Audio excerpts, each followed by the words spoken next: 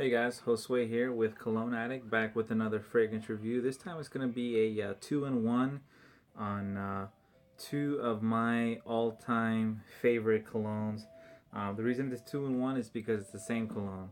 Um, and that's going to be Dolce & Gabbana the 1 and Dolce & Gabbana the 1 EDP concentration.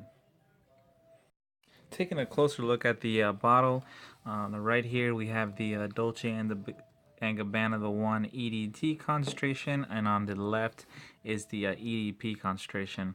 Um, Obviously both have very similar bottles, nice heavy glass build to them. You got the information there on the bottom. It's got a kind of a this one, it feels more of a steel cap, and this one is actually like a glass coated plastic cap.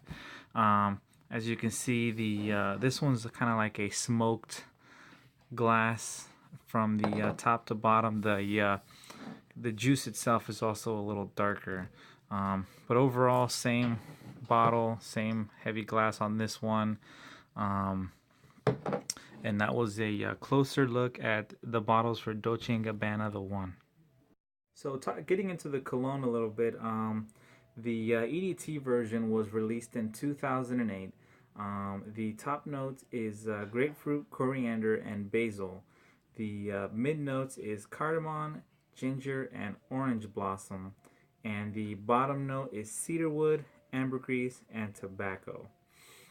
When I first spray this on my arm, I get a very strong, citrusy, sweet smell. Um, as the cologne starts to dry down, I start to get it starts turning a little more creamier, maybe vanilla-y. Get a little bit of that amber and a very slight hint of tobacco.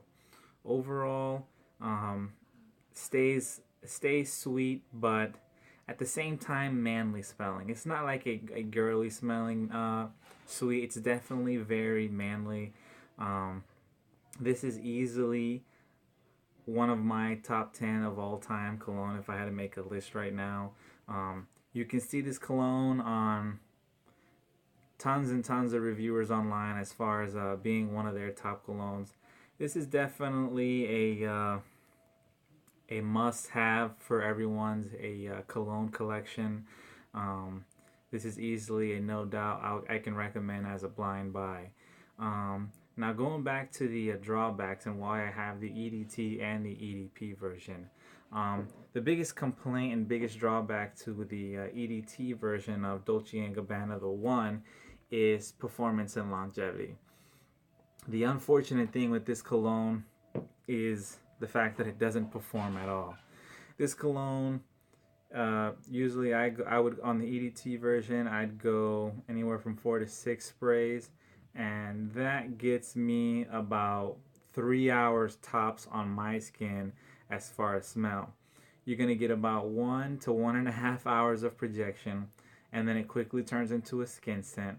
And then after that, after about another hour to hour and a half, it's gone. You can't even smell it. You can't even tell it's on your skin. So that was a huge drawback, and that's why I definitely had to go to the travel atomizer on this. This saved me big time because I love this cologne and I wanted to smell like it all the time, and I really hated not being able to smell it anywhere on me after 2.5, 3 hours. So this was definitely one of those occasions where I had to, fill up a travel atomizer and touch up on the go so I could smell like this all the time. So Dolce & Gabbana released the EDP version, and everyone was going crazy, thinking that finally we're going to get a much better performance and longevity out of this one. Now, this one smells just as good as the EDT version, and is definitely stronger and longer lasting. It's definitely a little disappointing for an EDP. It still doesn't get the performance and longevity that you would expect from an EDP. Like I said, the EDT gets you anywhere from 2 to 3 hours of performance. And to me, the EDP on my skin gives me anywhere from 4 to 6 hours, which is decent, kind of like middle range. But for an EDP, you definitely expect to get a lot more than 4 to 6 hours. Um, like I said already, this is definitely one of the best smelling colognes I've ever smelled. It's super sexy, super manly. Um, get compliments all the time. This is a compliment getter 24/7. Um, as far as when to wear this, I say wear it anytime. Um, some people have a preference, when to wear certain colognes, but this cologne smells so good. Obviously, like anything else, you're gonna get different performance in a different environment as far as the climate goes. But for me, I'm always inside buildings most of the time. I'm not outside doing a lot of outdoor activities. I'm either at work, I'm either at home, I'm going to someone's house. I'm in somewhere that's climate controlled, and the weather doesn't really affect what kind of cologne I'm gonna wear. So typically I don't have a time of the year when I prefer wearing cologne, more of just an occasion. When am I going to wear this cologne on a certain occasion?